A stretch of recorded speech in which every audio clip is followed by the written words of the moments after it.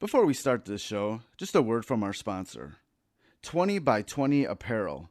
Founded in 2015, 20 by 20 Apparel brings original tributes to pro wrestling's classic arenas, moments, and events.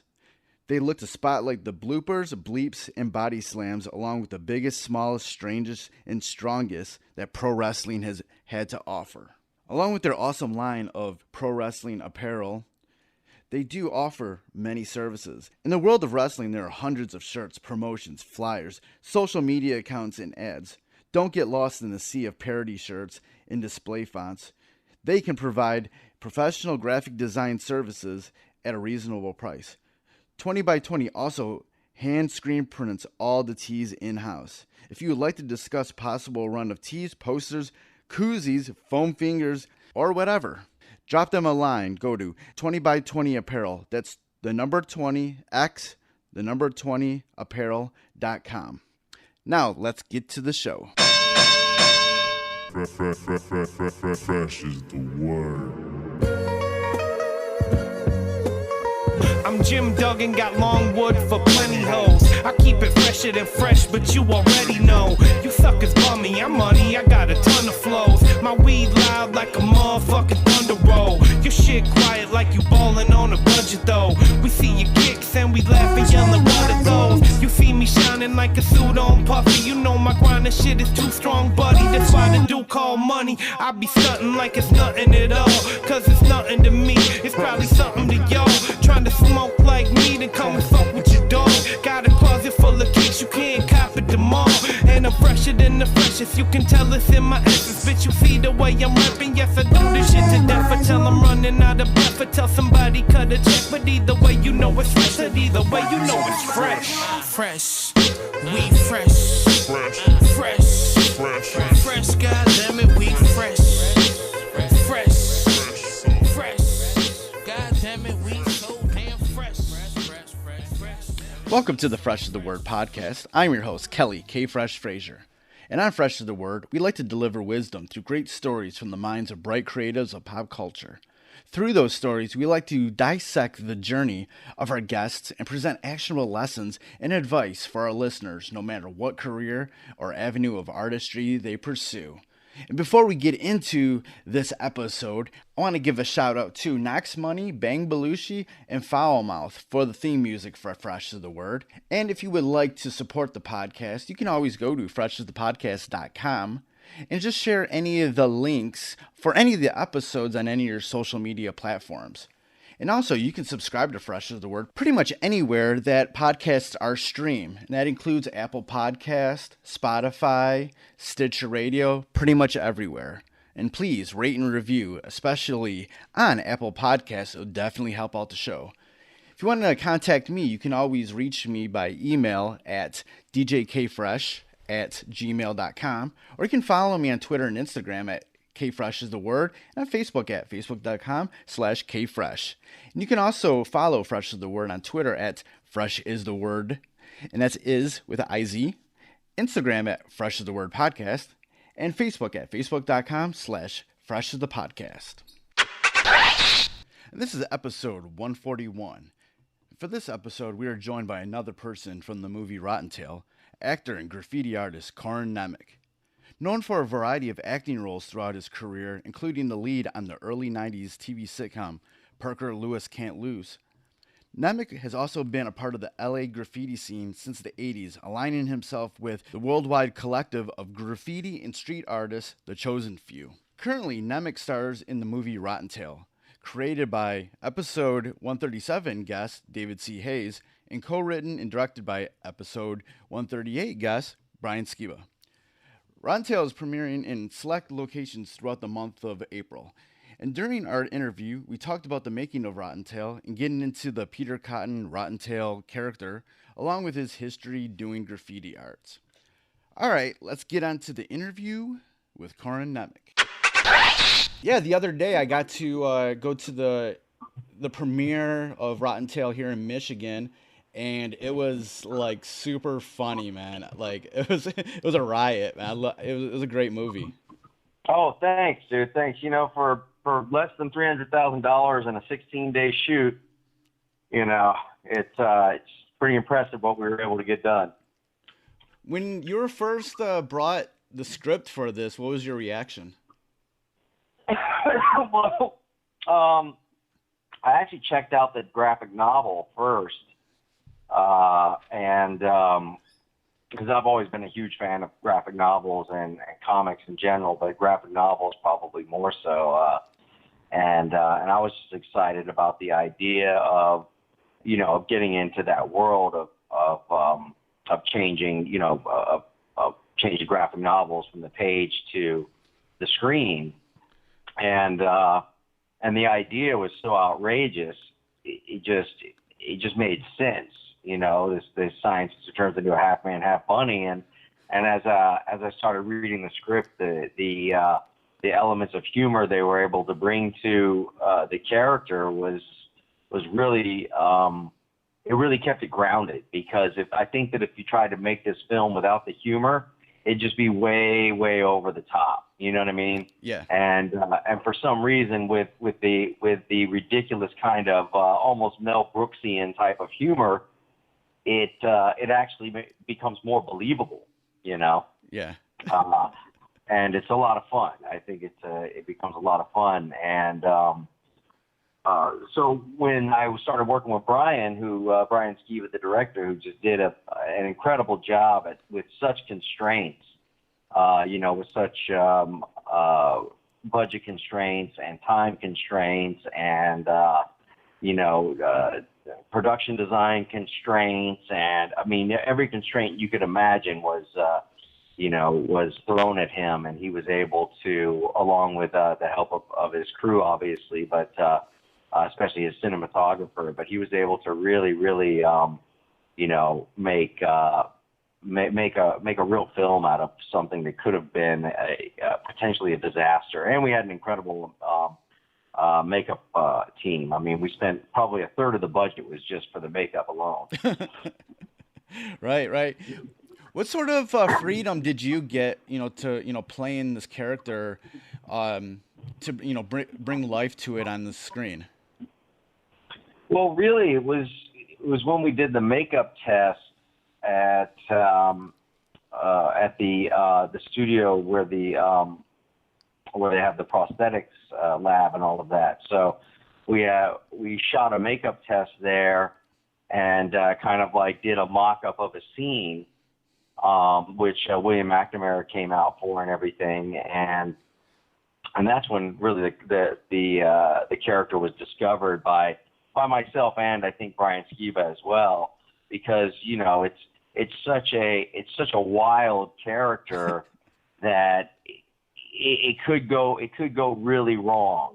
You know what I'm saying? Right. Depending on the choices, especially with how does the voice sound? What is that's a major thing. Like, what does this character sound like? And having the rabbit teeth in, that really made a big difference in kind of helping to find how does he talk, because the teeth were so big, and they were not conducive to speaking without like a lisp or something. So I had to really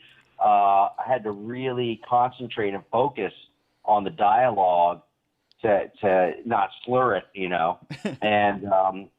and then once we got the face on and the head on and all of that stuff and the wardrobe, and I was able to kind of stand in front of a full-length mirror for a little bit and move around and sort of find the character. Then the voice came with that, and then the behaviors and everything else. And then Brian Skiba is he was so giving in terms of allowing us the actors to go off script a bit, you know what I mean, and just kind of go with what felt right in the moment. And that really helped a lot too. And I think that both of us realized when we did that makeup test, Brian and I think that Brian and I realized that we actually really had our hands on something potentially really special, and that would have a possibly a really big cult following and could lead to more Rottentail films down the road. And that was an exciting moment for all of us, for sure. How much of, what we saw on screen was, improv from you? Well, I wouldn't necessarily say so much improv as much in the moment. Some of it was, Yeah. but a lot of it was more improv in my rehearsal process leading up to it. So when I would show up on set, I would take Brian aside and show him my script and my notes, and kind of go over like what my thoughts were with him to make sure that we were on the same page. And as we kept working together, it got less and less critical to go over it with him in detail. But I never want to spring too much on a director, without discussing it with them first, because it could go wrong. It could go very wrong. So I would always bring it to his attention first and kind of discuss it a little bit. And sometimes he would throw some other ideas at me that would make even more sense, or that would bring even more to a scene. And I think that collaboration really, really led to what we have today, in terms of that character and the other character. Some of the broader characters, Brian Skiba really gave us some elbow room to push the envelope with William McNamara's character and Gianni Gribaldi and Tank Jones and some of the bigger, broader characters in it. He really gave us a good amount of freedom there. You said when you were, kind of getting into this character that you and Brian just realized something special was coming out of it. What do you feel, is that sort of special thing that this Rottentail character has that could lead to other things in the future? I think part of what brought it all together, was also how good the makeup worked in the makeup test, how well everything looked when it was all put together, and that was a big part of it, because when you're doing anything with prosthetics and all of that, there's always a chance that it might not look the way you want, Right. So that was a big part of it, seeing that, wow, this looks very, very legit. This looks like what you would see on a very big budget film. And that was, that was why so much of the budget went into the special effects makeup, was because without it looking as great as it possibly could, we could fall really short on the reception of the film, because the film, like I said, is done for a good amount below $300,000 and shot 16 days. So when you take that into account, it's pretty incredible that we were able to pull off, or that Brian really was able to pull off what he pulled off, because he's put together a very well-rounded film that has a solid beginning, middle, and end, and great character arcs, and everything else that you would expect from a film.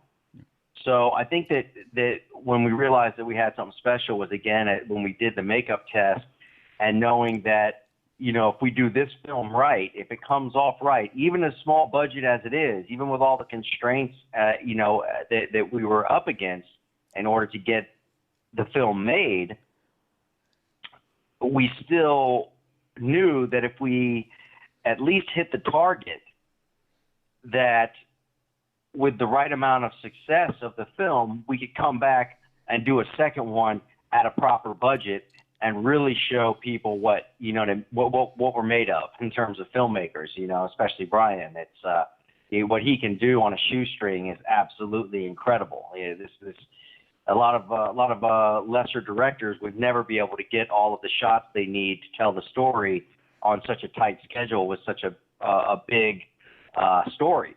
And he got more than enough shots and captured everything that was in the script. Nothing had to be cut out. In fact, there was so much captured that the movie was too long. You know what I'm saying? Right. So, which was great, because you want to have a lot of fat to cut off, to trim it down and get it to its fighting weight. Basically, you want to have that extra fat on there to play with when you're in post production, and he did a really good job trimming that fat off and getting it down to its lean, mean, fighting machine quality, and I think that there will be, because the character is so much fun and the other characters are so much fun to watch and the story is fun to follow, that people will be forgiving of some of the areas where you can kind of see the budget, and will be willing to, enjoy the film for what it is, and not be judgmental about certain aspects of it that were just impossible to get around under the time and financial constraints that we were under. What did you enjoy about playing the Peter Cotton character that turns into Rottentail? Well, I like the fact that there was a very definitive difference between the two characters. It's sort of like Jeff Goldblum in The Fly. That's what I equated it to, was this sort of sheepish, nerdy scientist that then suddenly gets taken over by this animal side and is no longer who he used to be. So the difference is obviously that The Fly was not a comedy, but with Rottentail, what's a lot of fun is that you find somebody in Peter Cotton who is very weak, doesn't stand up to people. He is nervous and not able to to be the man that he would like to be. And so when his alter ego comes forth in the form of Rottentail is all of the opposite of that. And that I think is what's great, is seeing the dynamic difference, and the fact that there was actually a decent amount of time spent on that changeover. Some films that are along these lines, you don't ever really get to know the real person. You only get to know the creature version of them or whatever, Right. So it's great to spend some time and get to know who Peter Cotton is and get to know some of his background before that transformation into Rottentail.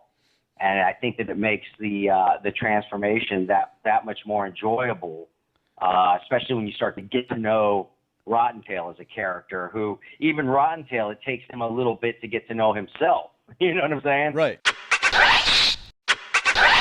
Over your career, you've steadily had work throughout the years, and most people know you from Parker Lewis. But I remember, it's funny. A little while ago, you were actually on one of my favorite podcasts, Allison Rosen's podcast, and I remember her being super excited with you being on there. But it was on that podcast I realized, this is heavily into graffiti and the hip hop culture and everything. So that was something really super cool to find out about you and everything.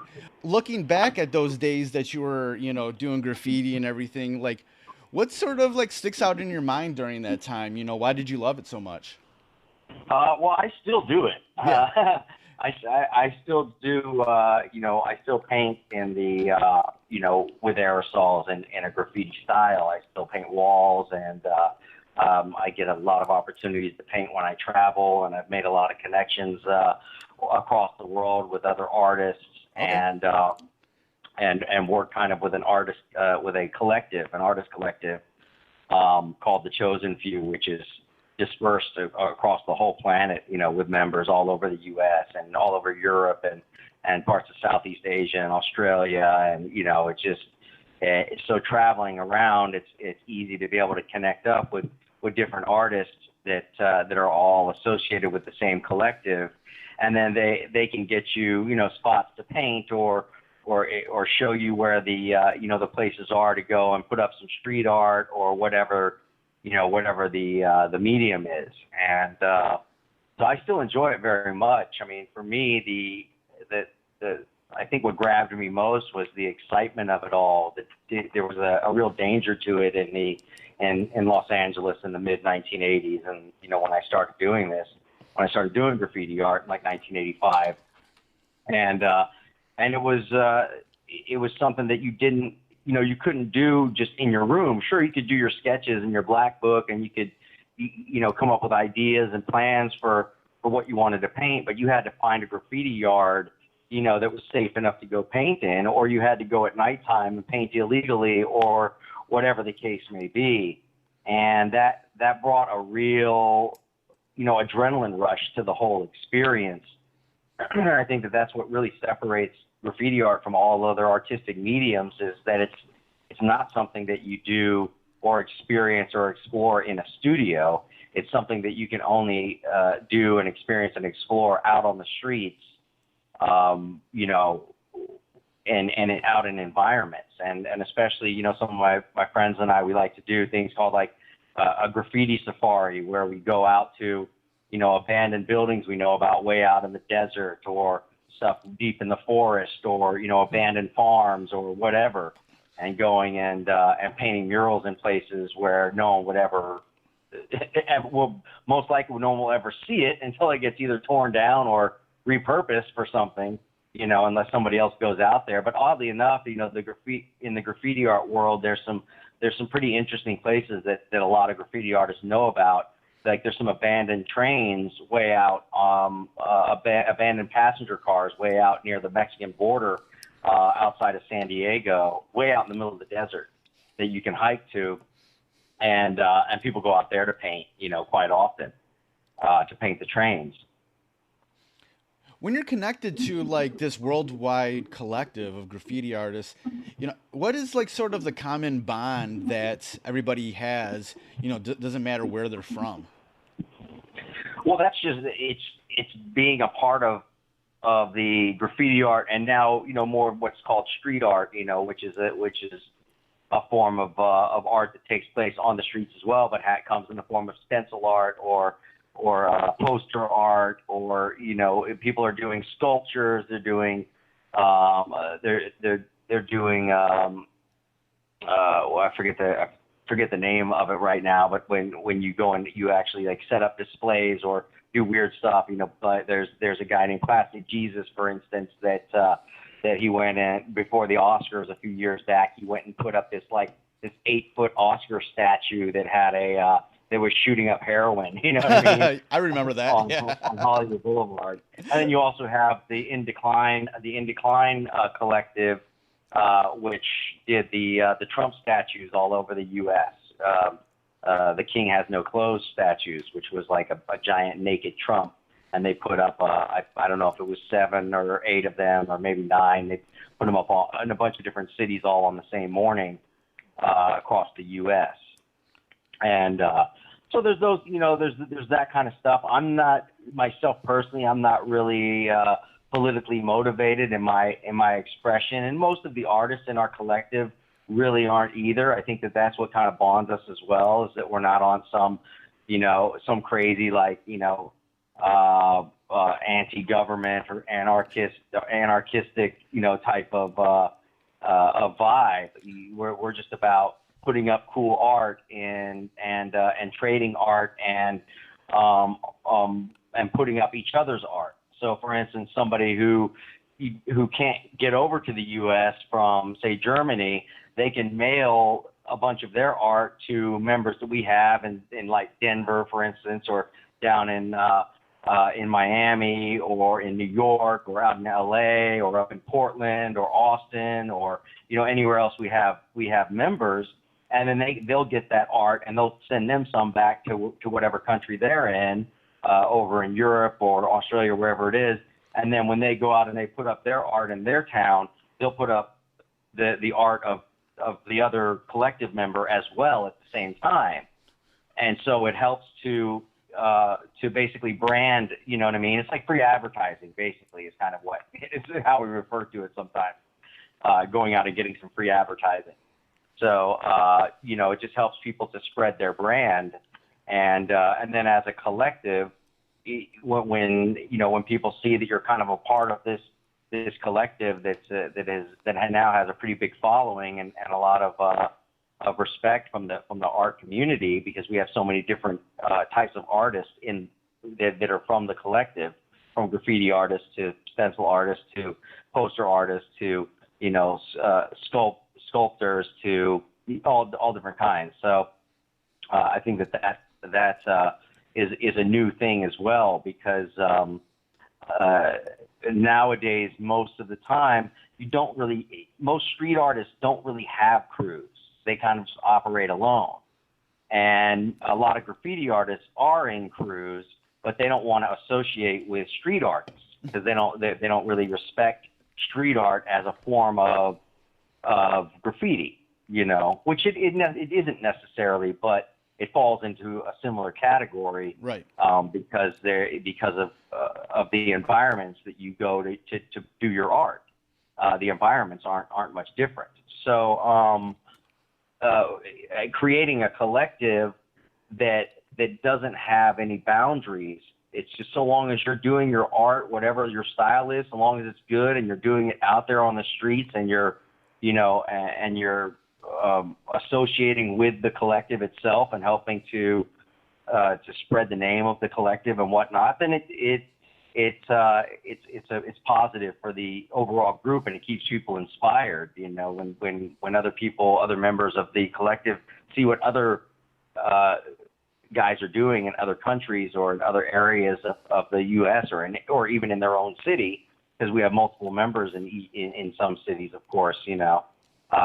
Like in the Los Angeles, San Diego area, there's probably close to 30 or 40 members, and then in Austin there might be 6 or 8, and in Portland there could be 4, maybe 4 to 6, or so different cities have different amounts. And over in Europe we have a pretty good amount of people in Germany. We probably have about 10 people in Germany. We got people in Switzerland. We got people down in South America. People in Mexico. So it's pretty cool because when you do get a chance to travel, if you want to travel overseas, you already have a connection with people there from the group. You may not have ever even met them in person yet, but when you do see them, because I've gotten a chance to meet a number of them in my travels, you just feel immediately a kinship, Word. And they'll let you sleep on their couch. You know what I'm saying? Right. They'll show you where you can get supplies. It's just like the whole 9 yards. It's very exciting. It's a great movement to be a part of. As somebody who's been a part of the graffiti scene since the 80s, like you said, in the recent years, maybe in the last 5 to 10 years, street art has, made its way into like sort of the mainstream, where there's buildings with street art, there's advertisements with street arts. What's your thoughts about all of that? Well, it's similar to what graffiti was doing in the 80s. It was finding its way into mainstream, and then it sort of dipped out, and now it's coming back again. I think probably the biggest issue that a lot of graffiti artists, which is the school I come out of, even though I do other kinds of mediums, but I think one of the issues that a lot of graffiti artists see is that they've put 2 decades worth of time into creating their brand and painting and getting up and doing like mural after mural after mural in all different kinds of places, risking their lives at times.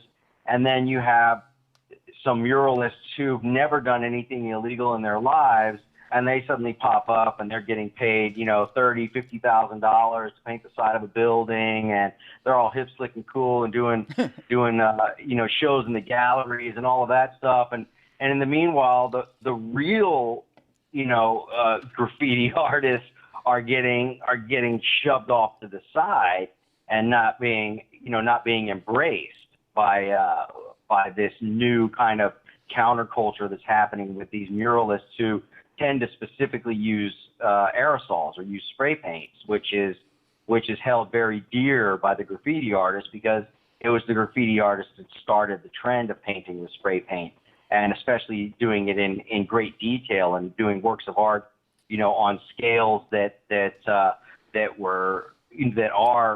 pretty amazing. Because in order to do a large scale mural with just regular hand paint and paintbrushes, you're talking about a huge amount of time.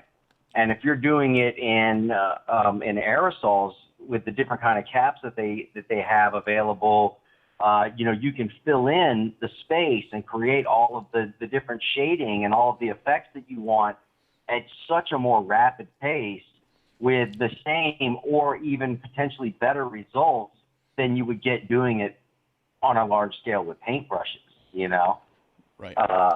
And so I do understand kind of like the frustration that the graffiti art world has with what's happening with a lot of the muralists nowadays, because you have regular artists who are just coming out of art school and suddenly they're figuring out how to use a can of paint and use the different tips, and they're just going big on walls, but they've never done anything illegal in their lives.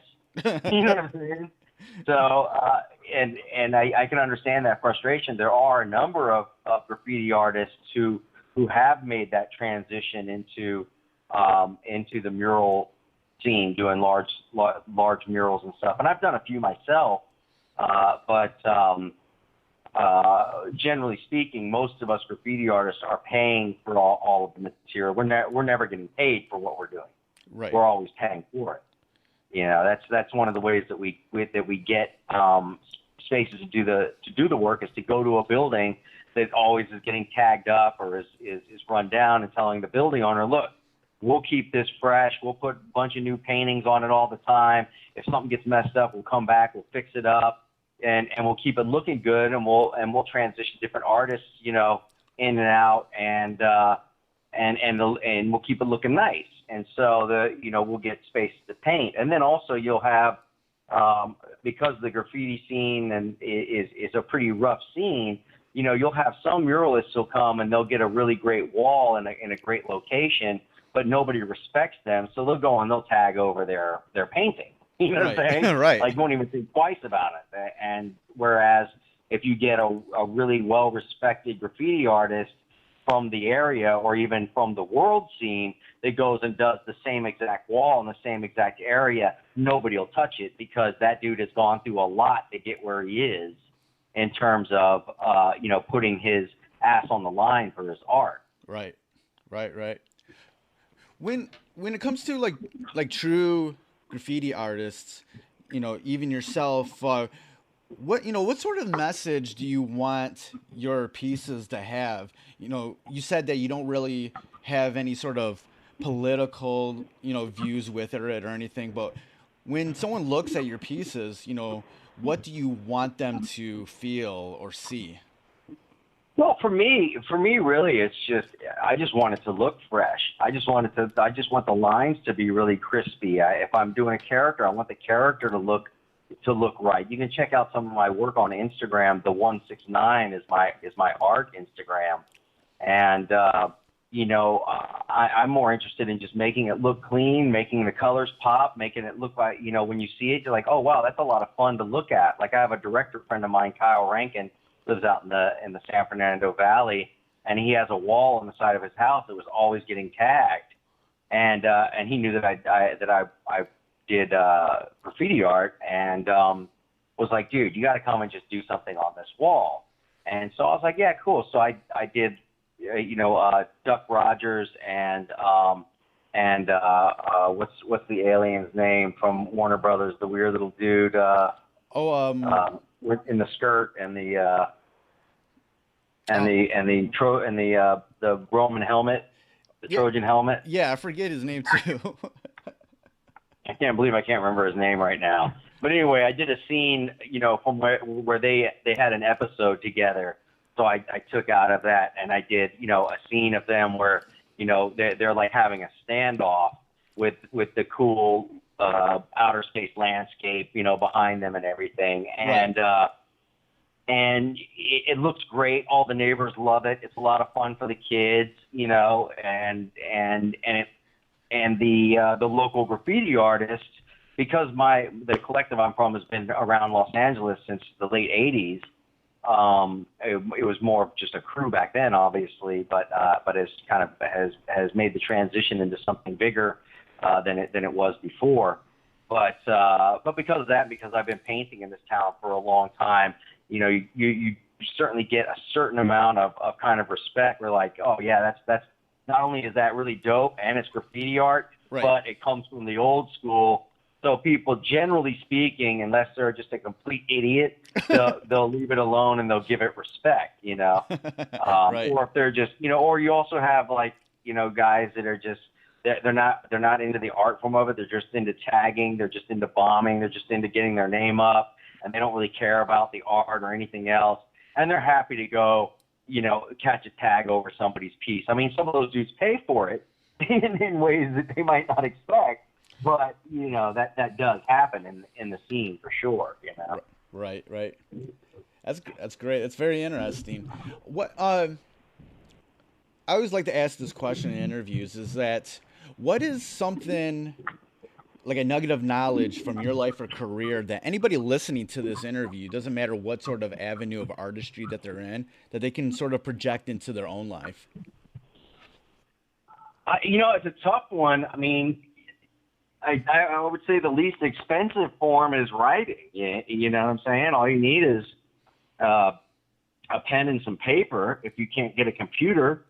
So whether it's poetry or short stories or novels or screenplays or whatever else, I think that writing is although it's extremely time consuming, I think it's probably the least expensive in terms of what you have to acquire in order to accomplish it as an art form. And then it trickles down from there. I mean, to continue doing what I like to do, it's like sometimes the expense of it gets to be a bit much because I have other life expenses that are, you know, that kind of can become senior to wanting to go and paint a wall and getting, you know, collecting all of the paint, all of the caps, all of that stuff. And then, you know, even, you know, if you're doing the street art thing, you designing your stencils, you still need the paint for that. You need the paper rolls for that. You need to be able to buy the glue or make the glue yourself or whatever the case may be. You know, there's a lot that goes into it where there is a consistent expense that is being put out in order to continue doing the art, you know. So the lesson, without getting anything back, because that's the thing, you know, the graffiti artist, a real graffiti artist, is never looking to get paid for it. right? A real graffiti artist is just looking for a place to paint, and is not concerned with somebody giving them an exchange. The exchange that they want is for somebody to go, yo, that's a dope piece, bro, great job. You know, that's like, they're like, yeah, right on. You know, that's the exchange they probably, you know, most graffiti artists get the most out of is just getting a little bit of accolades for what you've accomplished. Right. So the lesson there is like maybe have something in your life that, you know, pays the bills, that is in service to the things that you want to do. Yes, I mean any art form that anybody takes up, there's no guarantees. There's zero guarantees that you're going to be able to pay the bills doing it. It's not that kind of job, you know. Granted, you can become like a graphic artist, like my mom was when I was growing up, and my dad was an architect, or you know, there's certain art forms that you can take on, and you can get a job with a company, and you can work for that company, and you can do, you know, design logos or design buildings or whatever else the case may be. But you know, especially for being an actor, a writer, a producer, or even some of the work that I've done in my street art, I've opened up those shops online, teespring.com. I have a Pike 169 shop there where you know, you can get some of the images that I've been putting up for years on, you know, fucking t-shirts and coffee mugs, whatever the hell, you know what I mean? That kind of bullshit. And even then, it's like I'm not spending all my time trying to market that. It's just something that I put out there because I had a request from a few people that they'd like to have the option of getting that. So I really created that just for the couple of people that wanted to buy some stuff. And I've never made any real money off of it, you know. And the same thing when I published one of my scripts and kind of turned it into a scripted novel, and I did that, a self-publishing of that, was because I just wanted people to know the story, to hear this, to read the story and know what it was, because it was sort of the story was you know, kind of loosely based on what my experience was like growing up as a graffiti artist in Los Angeles, called Venice High. and that's on Lulu.com. You just look up Venice High. And then I have another coffee table book I put together that's just photos of a bunch of the street art I've done around the world called The Paper Chase, which is on Lulu.com. And then I've also done photography. I did. There's a rapper named Mickey Avalon, and I did all the shots for his first album, and I put together a coffee table book called A Pimp's Paradise of all the photos from his first album. And I've done a lot of photography actually over the years, but it's all been for myself, a journalistic style approach to it. So I have thousands of photos that I've never done a show with. I've never, I still shoot in 35 millimeter. And I've